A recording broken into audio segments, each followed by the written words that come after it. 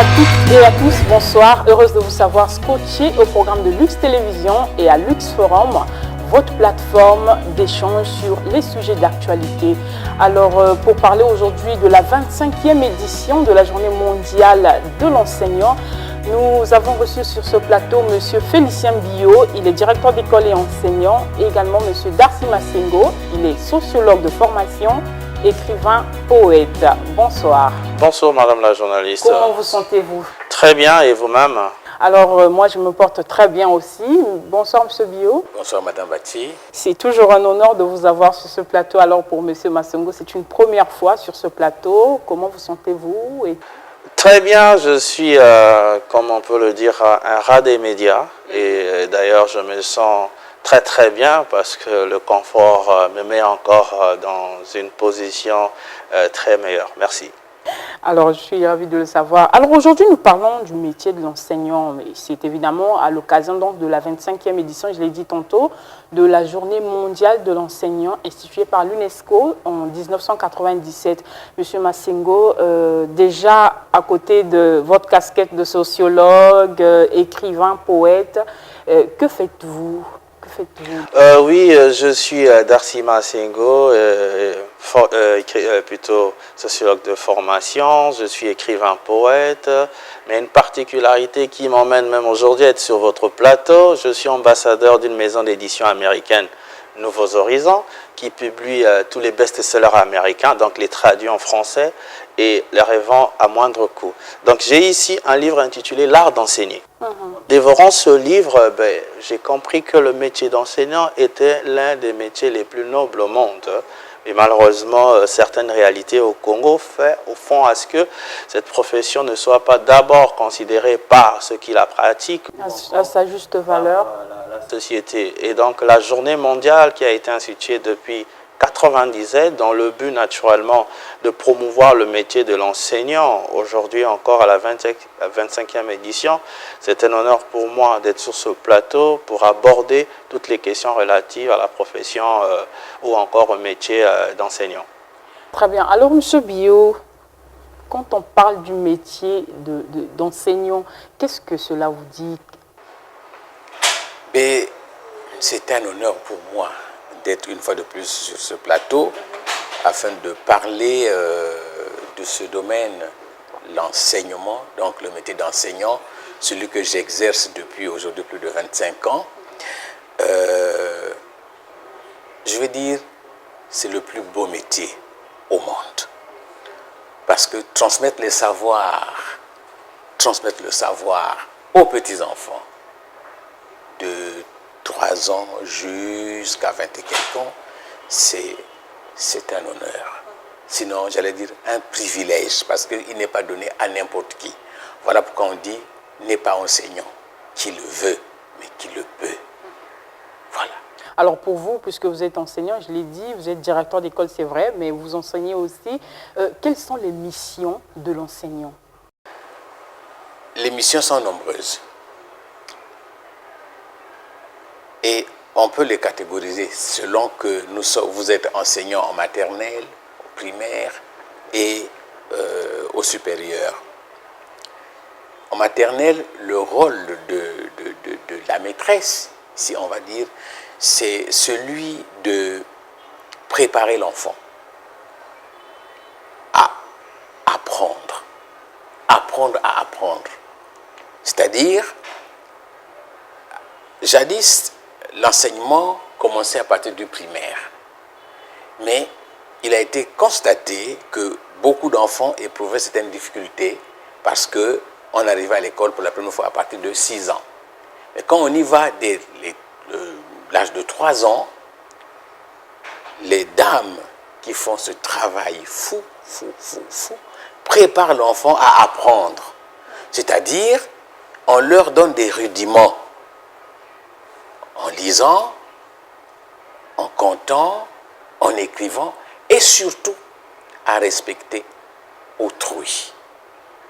Lorsque tous ces éléments sont réunis, l'enfant est prêt à commencer l'apprentissage. Quand il arrive au primaire, l'enseignant joue maintenant le rôle de facilitateur. Parce que d'un côté, il y a un apprenant, de l'autre côté, le savoir qu'il doit appréhender, et au milieu, il y a l'enseignant. En réalité, on va dire, l'enfant ne vient pas la tête vide, ce n'est pas un tonneau vide. Il a tout en lui. Le rôle de l'enseignant, c'est ouvrir les portes du savoir à cet enfant. Donc, le rôle de facilitateur. Et quand l'enfant arrive vers le supérieur, on suppose que l'enfant a déjà emmagasiné un bagage assez important, on continue à lui ouvrir d'autres horizons. Voilà pourquoi les méthodes d'enseignement changent quand on est au supérieur. On suppose que l'enfant est déjà suffisamment aguerri, suffisamment prêt, a suffisamment acquis de connaissances qu'il peut maintenant aller vers le savoir lui-même. Voilà, c'est ça notre métier. Alors, Monsieur Masengo, vous avez tout à l'heure dit un livre, L'art d'enseigner. Selon vous, quelles sont donc les qualités requises pour être un enseignant? Merci beaucoup pour la question. Je pense bien, c'est une très belle question.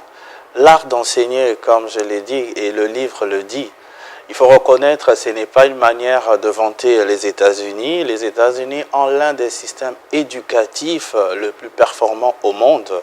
Pourquoi? Parce qu'éventuellement, ils mettent un accent sur l'enseignant.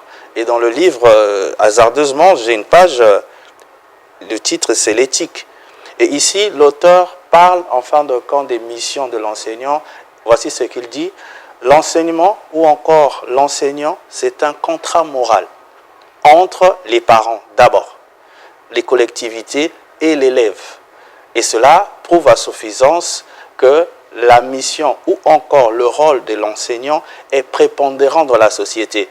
Et plus loin, je voudrais évoquer un philosophe, c'est Einstein, ou encore un scientifique qui disait « Le rôle de l'enseignant, c'est de veiller la conscience de l'élève et de lui apprendre à apprendre ou à lire ou à écrire ». Fin de citation. Donc ici, les missions de l'enseignant se situent ou encore on peut les qualifier dans plusieurs aspects. Et justement, pour revenir sur le livre, par exemple, il y a 9 chapitres. Et dans ces 9 chapitres, par exemple, la première caractéristique, c'est le savoir, dont l'auteur aborde. La deuxième, c'est l'éthique. Il y a l'autorité, il y a l'ordre, il y a le caractère, il y a le plaisir, il y a la patience. Mais ce qui m'a plus marqué, le chapitre, c'est la compassion. Et l'auteur présente, il cite nommément le plus grand enseignant du monde, comment il a pu transmettre ou haranguer des foules. Ça peut surprendre tout le monde, c'est vrai que l'école est laïque, mais l'auteur cite Jésus, qui enseignait avec compassion, et il définit éventuellement la compassion du terme latin qui veut dire souffrir avec. Donc vous allez comprendre que les missions de l'enseignant vont au-delà naturellement de ce qui se fait. Et on ne peut que dire que c'est une profession où encore le rôle est multidimensionnel. Très bien. Alors, Monsieur Bio, par rapport à ce que Monsieur Masengo venait d'évoquer, il a parlé de la passion, le caractère, la compassion. Puisque vous êtes enseignant, vous êtes déjà dans le bain, pensez-vous qu'il y a d'autres qualités requises pour un enseignant? Alors, je disais que n'est pas enseignant qui le veut, mais qui le peut. Donc, je m'attarde sur le qui le peut. Dans le qui le peut, on retrouve ces caractéristiques. La patience, parce que ce que tu vas transmettre à l'enfant, ce n'est pas le même jour qu'il va l'acquérir. Mais ce que tu as à transmettre, il faut que d'abord que toi-même tu l'aies bien maîtrisé. Aujourd'hui, il n'est pas rare de constater certains enseignants qui se présentent devant les élèves, mais qui sont boudés. Parce que lui-même, il ne maîtrise pas sa matière. À côté de cela, l'enseignant doit être compatissant. Dans le sens où, quand il est devant une difficulté, parce qu'un enfant n'arrive pas à comprendre, il en fait son problème. Il se remet en cause. Il se dit, c'est peut-être moi le problème. Et il doit chercher les techniques, les méthodes appropriées pour le sortir des ténèbres. C'est comme un pasteur qui a dans son église des fidèles qui ne respectent pas les recommandations de leur livre sacré. Et ce pasteur ne peut pas être heureux. Ce qu'il recherche, c'est sortir les fidèles des ténèbres. Et l'enseignant, vous êtes sur les opérations par exemple, mais qu'il se trouve dans la classe 2, 3, 4 qui n'arrive pas comme les autres. Si cet enseignant n'est pas interpellé en premier, ce n'est pas un enseignant. Beaucoup sont ceux qui, devant la difficulté, je m'en fous. Vous remplacez le parent, vous remplacez la maman. Sinon, vous êtes tout en fait. Pour l'enfant, l'enseignant, c'est celui qui connaît tout. C'est celui en qui il doit se confier. Et donc, la patience doit vous caractériser. L'humilité aussi. Ne pas toujours considérer cet enfant comme étant celui qui n'a rien. Je dois dire que j'ai appris beaucoup de choses auprès des enfants. Et puis, il y a surtout l'aspect qu'on ne doit pas négliger. On ne vient pas dans l'enseignement pour gagner de l'argent. Or, aujourd'hui, c'est devenu presque la raison première. Celui qui a échoué à gauche, à droite, bon, qu'est-ce que je fais? Je vais aller faire une formation pour gagner quelque chose. Mais ce n'est pas ce que l'on voulait. J'allais parler peut-être même de vocation. La vocation. Cet enseignant-là qui a cette vocation, c'est celui qui doit au quotidien réfléchir comment je vais faire pour transformer positivement ces enfants. Quelle technique, quelle méthode utiliser? Pourquoi avec tel enfant ça a marché? Pourquoi avec l'autre ça ne marche pas? Celui qui ne sait pas se remettre en cause, celui qui ne réfléchit pas, je dirais, c'est un sacerdoce, le métier d'enseignant. On se donne, on s'oublie. Déjà, je dois dire à ceux qui nous suivent, quand vous prenez les enseignants du primaire, de la maternelle, le travail commence au travail, mais il ne s'arrête pas au travail. Le travail le poursuit jusqu'à la maison. Un bon enseignant ne peut pas dormir avant minuit. C'est quasiment impossible parce que entre les leçons à préparer, il faut que tu réfléchisses, qu'est-ce que je dois faire, prendre tel document, alors que quelquefois pour certains médecins, dans d'autres métiers, non, le travail commence au travail et s'arrête au travail. Mais pour l'enseignant, le travail commence au travail, continue à la maison, te rattrape encore au travail. Et c'est ça qui fait que ce métier soit noble. La noblesse de ce métier ne réside pas dans l'argent qu'on gagnerait, mais beaucoup plus le fait de voir que vos enfants sont en train d'être transformés positivement. Ils sont arrivés, ils ne savaient pas lire, ils commencent à lire. Il faut se dire, pour un parent, quel plaisir il ressent, quelle joie il a lorsque son petit enfant qui est allé à l'école arrive et commence à écrire des phrases sans faute. Voilà, c'est ça notre noblesse, c'est ça notre gain. Le fait de voir, oui, je l'ai enseigné. Allez Mambakou, je l'ai enseigné. Un tel, oui, il était dans ma classe. Un tel, le médecin, oui. Aujourd'hui, moi qui vous parle, je suis fier. La dernière fois, lorsque mon téléphone a sonné, et M. Billot, je ne reconnais pas le numéro, je vois l'indicatif de la France. Vous savez qui vous appelle? Mais la voix me disait quelque chose. Non, c'est moi. Comment ma Titi Cécilia? Non, je vous appelle juste pour vous dire, j'ai obtenu mon diplôme de médecin. Je suis enfin docteur. Mais je l'ai enseigné en CE1. Vous voyez, on enseignait l'enfant en CE1, et puis l'enfant a passé beaucoup d'autres classes. Et puis, je vous appelle pour vous remercier, monsieur. J'ai été têtue, j'ai été capricieuse, mais grâce à vous, monsieur, j'ai réussi. C'était pour moi comme une grande fierté. Pour moi, c'est comme si je venais de recevoir 1 milliard de francs CFA. Voilà, c'était un plaisir pour moi.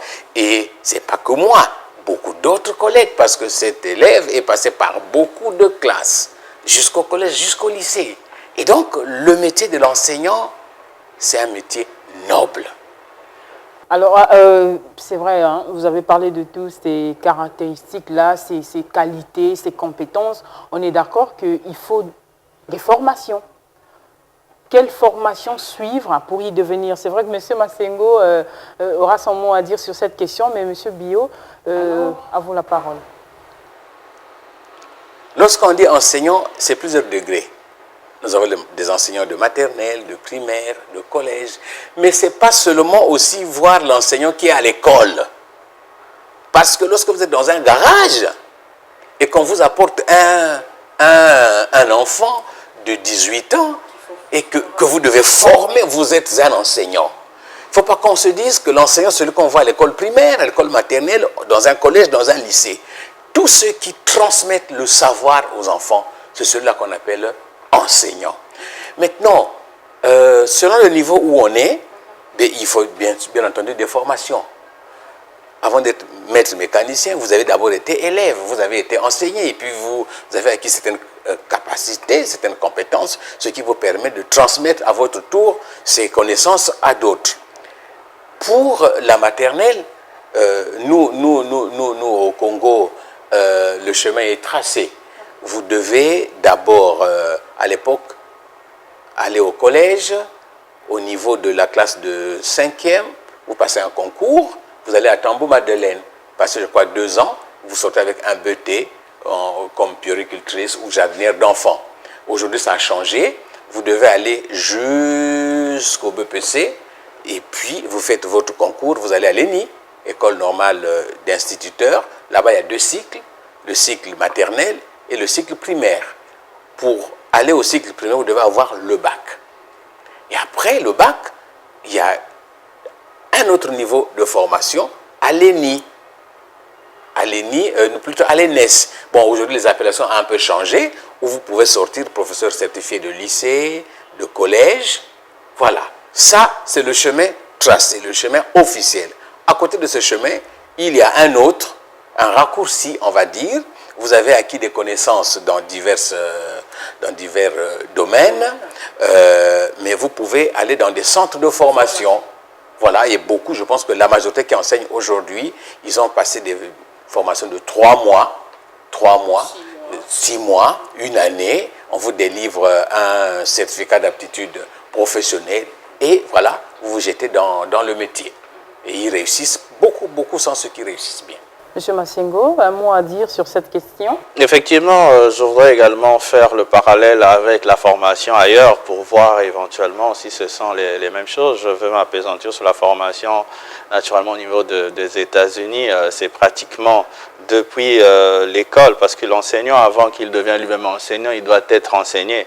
C'est ça d'abord la base requise, c'est comme l'a dit M. Bio tout à l'heure, qui veut devenir enseignant, c'est pas qui le veut, qui le peut. Donc il y a d'abord des compétences naturelles, pourquoi pas requises, les bases que quelqu'un doit avoir.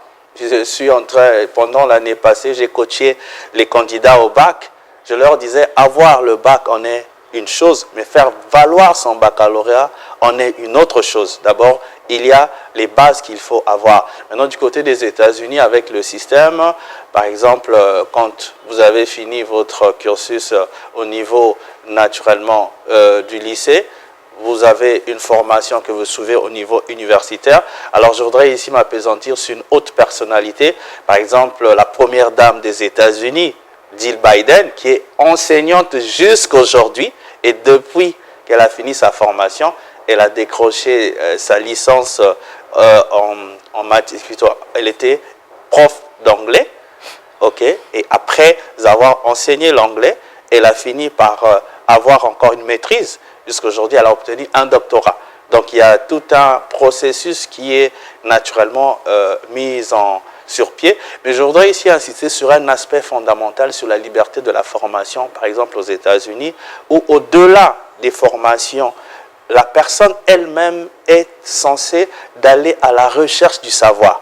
D'où, dans le premier chapitre, on parle du savoir. Je vais juste ouvrir une parenthèse.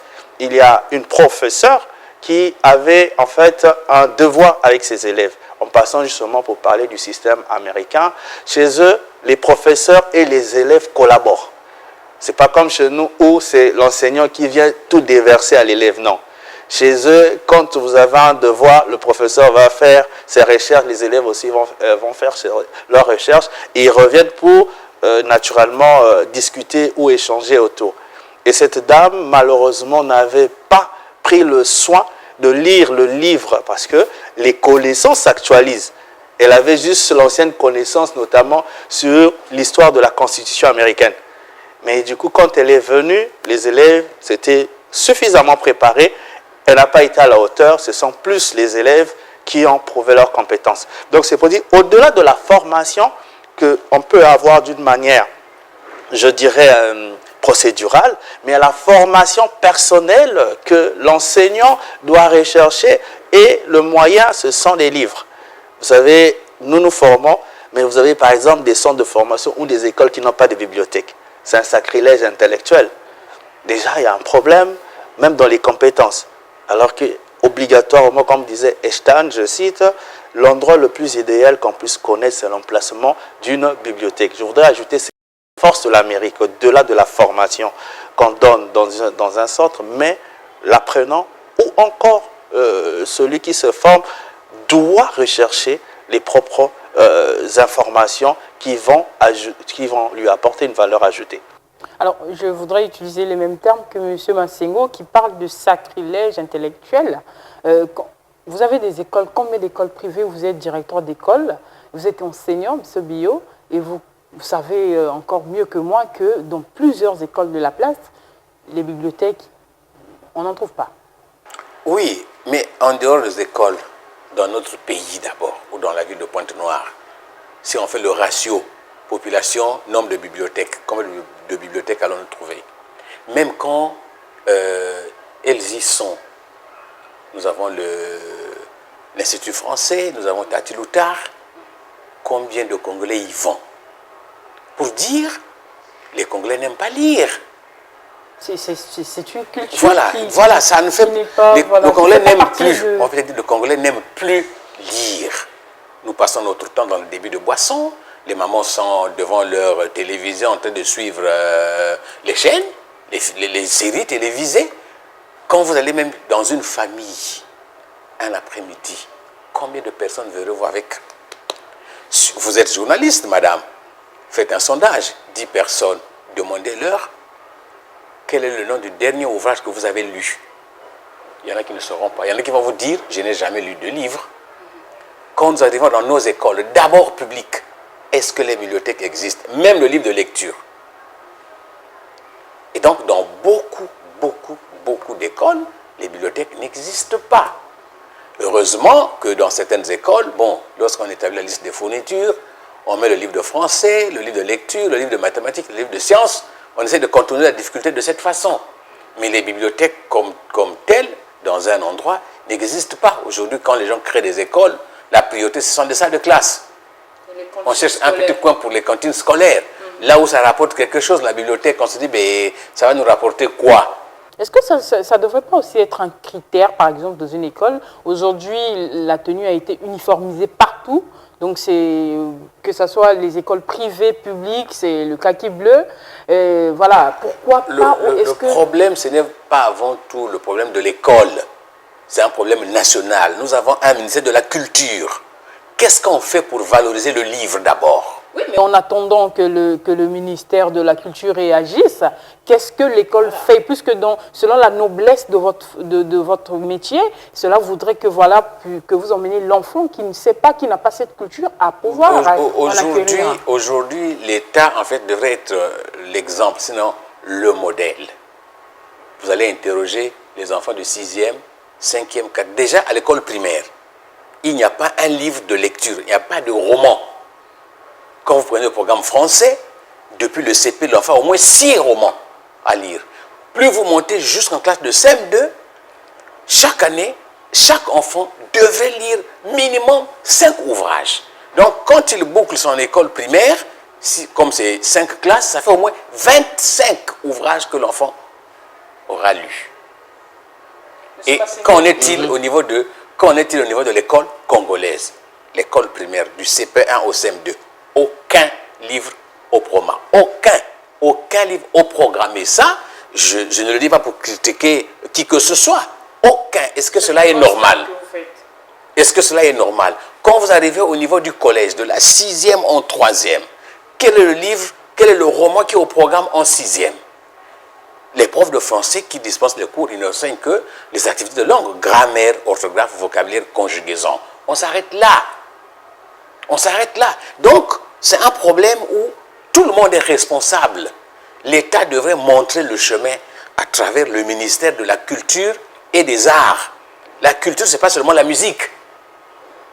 On va voir des gens qui brandissent, oui, on ne soutient pas les musiciens. Est-ce que les artistes locaux, les poètes, est-ce qu'ils sont soutenus? Qu'est-ce qu'on fait pour que le livre écrit par un Congolais soit acheté? Aujourd'hui, beaucoup peuvent vous citer quelques auteurs français, américains, mais combien d'auteurs congolais sont connus?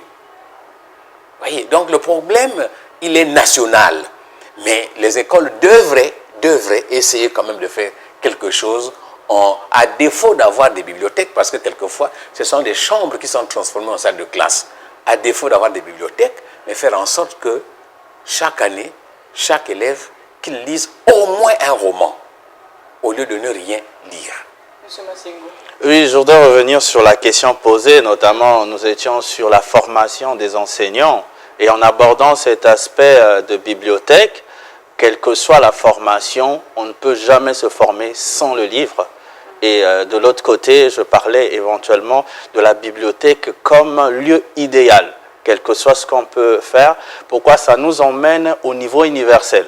Vous savez, un enseignant peut venir disposer le cours, on peut avoir toute la formation requise, mais le livre, déjà, le temps que cela a pris pour naturellement le publier, il y a des connaissances qu'on ne pourra jamais avoir dans une salle de classe. C'était comme étant un point qui peut donner de la compétence requise.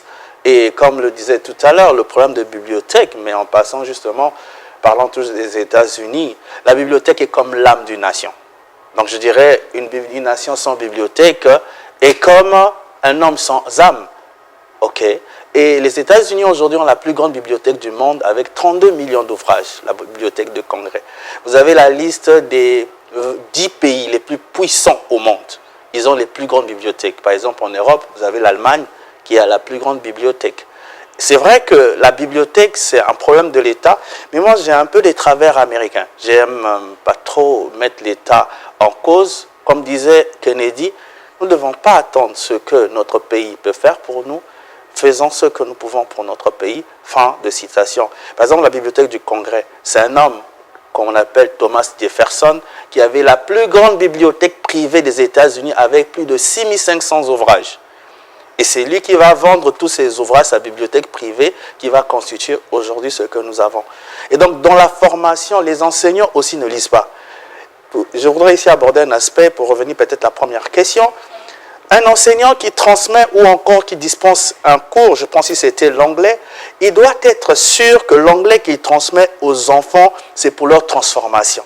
Si lui-même, il n'a pas ces capacités ou il ne croit pas en la matière qu'il transmet, il est difficile que les enfants, naturellement, arrivent à ce niveau. Je pourrais aborder un aspect, je dirais, historique. Pourquoi le noir ne lit pas? Nous avons eu la première bibliothèque du monde en Afrique, la bibliothèque d'Alexandrie, avec 750 000 volumes. Et on sait que tout le monde venait puiser en Afrique. C'est 43 ans avant Jésus-Christ que ça a été détruit par la bataille ou la guerre de Jules César. Mais cela ne nous empêche pas aujourd'hui d'avoir nos bibliothèques. Justement, comme vous êtes ambassadeur ici, vous êtes au Congo et le Congo, c'est votre pays. Qu'est-ce que vous faites? Vous avez constaté certainement ce manque. Vous l'avez dit, hein, n'attendons pas que l'État fasse tout, mais nous faisons ce que nous pouvons pour notre pays. Quels sont donc Très belle question. Le 14 septembre 2021, cela marquait les 380 ans de la disparition de John Harvard. John Harvard, c'était un pasteur anglais qui a immigré aux États-Unis en 1636 et qui est le premier donateur de l'université Harvard, la plus grande, la plus prestigieuse au monde, d'ailleurs qui a la plus grande université, la plus grande bibliothèque universitaire au monde. Et c'est lui qui va faire le don de ses 400 livres à cette université, à l'époque en 1638, qui n'avait que 9 étudiants et un seul professeur. Et il va faire le don de la moitié de sa richesse à cette université qui a formé aujourd'hui plus de 200 personnes les plus influentes au monde. Qu'est-ce que j'ai fait en tant qu'ambassadeur? C'est vraiment un combat. Lorsque l'université Denis Sassou Nguesso a été inaugurée officiellement, la première des choses, je me suis renseigné, est-ce qu'il y a une bibliothèque? Il y a des installations, mais il n'y avait pas de livres. Cela m'a tiqué. J'étais obligé, en tant qu'ambassadeur, c'est vrai, d'acheter les livres. J'ai acheté les livres de près de 1000 $. Et donc, le 14, j'ai fait un don de livres à l'université Denis Sassou Nguesso devant, et donc j'ai pris également la parole avec la conseillère aux affaires publiques, Madame Alissandre Rose, qui m'a accompagné dans cette action. Et donc, j'ai offert ces livres, mais tout en expliquant aux étudiants, sans livre, comme disait Thomas Jefferson, je ne peux pas vivre. On ne peut jamais se former. Demain, être à la hauteur de ces diplômes sans l'amour du livre, c'est quasi impossible.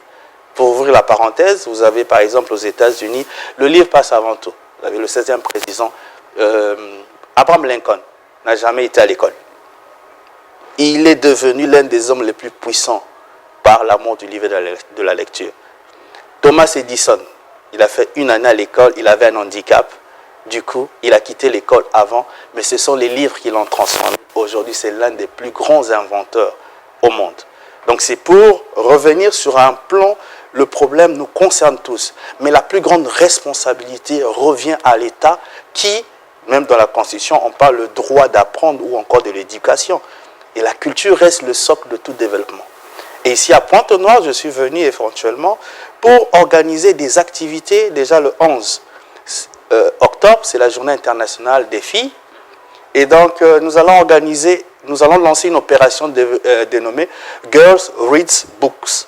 C'est-à-dire que fille lit un livre en référence à une fille américaine qui est devenue millionnaire à 11 ans. Au travers un livre de recettes de sa grand-mère qui lui a été offert. Et quand elle a lu, elle a amélioré la recette. Et quand elle a commencé à vendre cette limonade, ben, ça a attiré l'attention de la plus grande chaîne alimentaire des États-Unis qui l'a racheté à 11 millions de $, soit plus de 7 milliards de francs CFA, le livre. Et donc nous avons pensé mener un coaching en faveur de filles. C'est vrai qu'on pourra nous dire que c'est une discrimination, mais les filles, c'est démontré scientifiquement, ont quelque chose de plus que les garçons. Et à ce moment-là, le livre reste le point culminant pour emmener la fille à l'autonomisation, pourquoi pas à l'émancipation. Mais derrière cela, c'est encore une fois de plus mener des plaidoyers. Je suis à Pointe-Noire également pour lancer un concours de poésie sur le centenaire de Pointe-Noire. Donc on veut sortir le talent des enfants sur la poésie et avec finalité de produire une œuvre poétique qui va éventuellement faire l'objet de la lecture, mais tout en plaidant pour la Pointe-Noire n'a pas de bibliothèque publique. Monsieur Biot a cité effectivement Tatu-Lutar, c'est privé. IFC, bah, on ne va pas quand même aller à 8 km ou à, je ne sais pas, la France et le Congo. Toutefois, nous avons la possibilité d'avoir nos propres installations. Et c'est possible. Ça peut commencer par vous, Madame Bati, comme par Monsieur Biot et comme par Monsieur Darcy Massengo. Très bien. Alors, face à ce manque que nous sommes en train de souligner ici, manque de bibliothèque, manque d'ouvrages, manque de lecture, quel est donc le niveau, selon vous, M. Biot, le niveau de littérature, de culture qu'a les Congolais aujourd'hui? Le niveau est très bas. Vous voyez, aujourd'hui, vous pouvez échanger avec quelqu'un qui se dit titulaire d'une licence en français. Un master, ou un doctorat. master. Mais franchement, mais le Congolais, après les indépendances, je ne sais pas si en Afrique, en dehors de l'Algérie, s'il y avait un pays où on parlait mieux français. Aujourd'hui, on se moquait des Gabonais. Mais aujourd'hui, je puis vous dire, les Gabonais, pour la plupart, parlent mieux que nous. C'est pas bien de parler de son pays de cette façon. Vous avez certainement des statistiques. Mais bien entendu.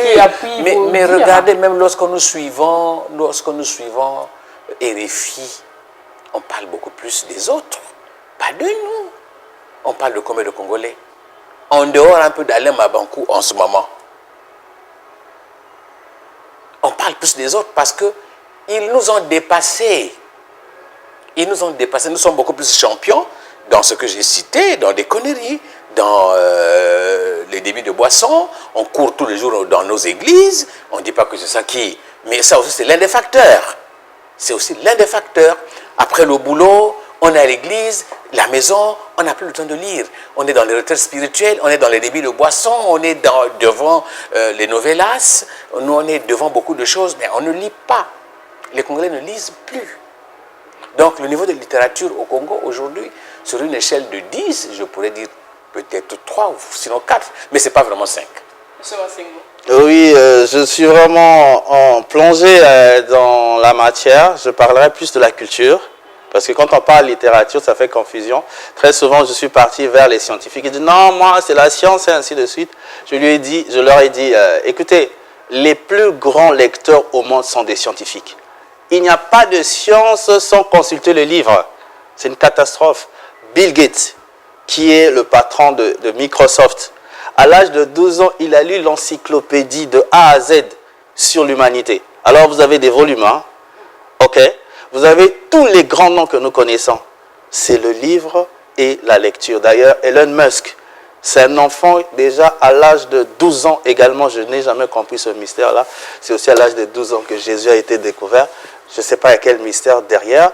Il est vrai qu'il y a un problème au Congo sur cette question. Mais sans oublier, c'est comme si, quand Dieu a donné les dons, surtout en Afrique, les dons des Congolais, c'est le don de l'intelligence. Nous sommes l'un des peuples les plus intelligents d'Afrique. Mais l'intelligence, c'est un talent. OK? Et l'école aux États-Unis est considérée comme un milieu pour fructifier ou encore multiplier les talents. Chez eux, les activités extrascolaires passent plus que les activités, je dirais, intrascolaires. C'est-à-dire qu'il y a, comme l'a dit tout à l'heure M. Bio, sur les romans, il y a toujours un livre auquel les enfants doivent éventuellement échanger. Et c'est ce que, éventuellement, Modeste Personne a lancé depuis 3 ans.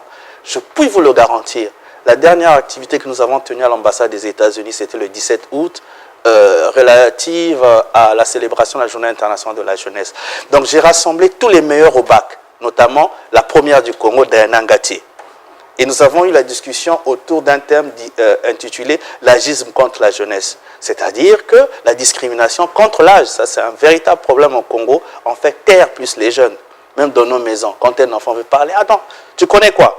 Il y a un problème de dialogue. Mais je peux vous le dire, je peux vous le garantir. Nous avons une jeunesse très, très intelligente. Les enfants se sont exprimés et du coup, nous suivons par exemple les discussions dans les grands plateaux télévisés, que ce soit en France ou ailleurs. Mais nos enfants ont prouvé cela. Pourquoi? Parce qu'en amont, on avait mis à leur disposition le livre. Et je suis également coach dans ce sens-là. Je développe les talents des enfants. Ces enfants, aujourd'hui, pour la plupart, c'est vrai qu'ils sortent du pays. Diana Ngati a eu la bourse pour le Maroc. Il y a Jérémy Beléméné, il y a une autre Jérémy. Et ces enfants n'ont pas eu moins de 14. Diana a fait 16. Et j'avais des enfants 15. Et nous avons eu, par exemple, des enfants qui sont venus de 3 ou 4 départements du Congo. Donc, aujourd'hui, par rapport à cette situation, si seulement si on peut s'investir, je pense qu'en étant record, on peut rattraper cela. Et le Congo est obligé, naturellement, de rattraper sa place de premier. Parce que nous étions premiers en tout, selon l'histoire. Mais nous avons perdu cela. Mais ce n'est pas impossible de pouvoir le rattraper. Et le système éducatif, surtout l'enseignant, joue un rôle, je dirais, prépondérant pour retrouver éventuellement cette première place. Donc, alors voilà. Tout va donc passer par la collaboration, les rapports élèves-professeurs, élèves-enseignants. Quel est donc votre conseil et ce sera donc votre mot de la fin? On prend le conseil immédiat, je veux ici me tourner vers ce livre, notamment sur le premier chapitre du savoir. Pour qu'on arrive à ce niveau, chacun doit jouer sa partition. Et l'école, aujourd'hui, constitue le lieu idéal pour transmettre les connaissances. Et déjà là, on a abordé un aspect très important, c'est sur les bibliothèques. C'est une condition sine qua non. Vous avez des universités qui n'ont pas de bibliothèque. C'est une hécatombe. On va faire quoi? À un certain moment, une université sans bibliothèque, les gens diront on est au temps de l'ère numérique, attention. Vous pouvez en avoir, mais personne ne consulte. Mais personne vous trouverez quasiment aucun élève, ce n'est aucun pas, étudiant. ce n'est pas une excuse, ce n'est pas une excuse, madame. Donc, du coup, les enseignants doivent jouer le rôle de pivot dans cette situation, et les étudiants, parce que à côté de ce livre, il y a l'art d'apprendre. Apprendre aussi, c'est un art. Donc, il doit avoir cette synergie des énergies entre les enseignants et les apprenants, ou encore les enseignants et les étudiants. Et de l'autre côté, comme l'a dit M. Bio, le ministère, aujourd'hui, je pense, de l'industrie culturelle, doit s'investir à fond. Et au-delà, puisque nous sommes dans une ville côtière ou encore économique, la municipalité, dans tous les pays du monde, il y a des bibliothèques municipales. Par exemple, la plus grande, c'est celle de New York aux États-Unis. Donc ici, par exemple, la municipalité également doit s'impliquer pour trouver des solutions afin qu'il y ait un espace pour que ce soit les jeunes, parce qu'ici on parle seulement des jeunes, non, les journalistes, les militaires, toutes les corporations du monde, oui, plutôt que sérieusement, dans notre pays, doivent s'investir afin que nous puissions relever la tête, pourquoi pas le niveau du Congo. J'ai dit et je vous remercie. Merci M. Massengo. M. Bio, votre conseil à l'égard de... C'est transmettre le savoir aux apprenants. Le savoir se trouve dans le livre. Si nous voulons que le Congo se développe, redonnons au livre sa place dans le temps. C'est ainsi qu'on reparlera positivement de notre pays. Merci beaucoup, M. Bio. Voilà complètement terminé notre émission de ce soir qui a porté donc sur le métier d'enseignant. C'était donc à l'occasion de la 25e édition de la Journée mondiale de l'enseignant. Merci beaucoup à vous tous qui nous avez suivis. Nous rappelons que Lux Forum, c'est aussi sur les réseaux sociaux, les plateformes de Lux TV. Et nous vous retrouverons très prochainement avec le même élan d'amour pour vous servir. N'oubliez pas, enseigner est un art, apprendre est un art.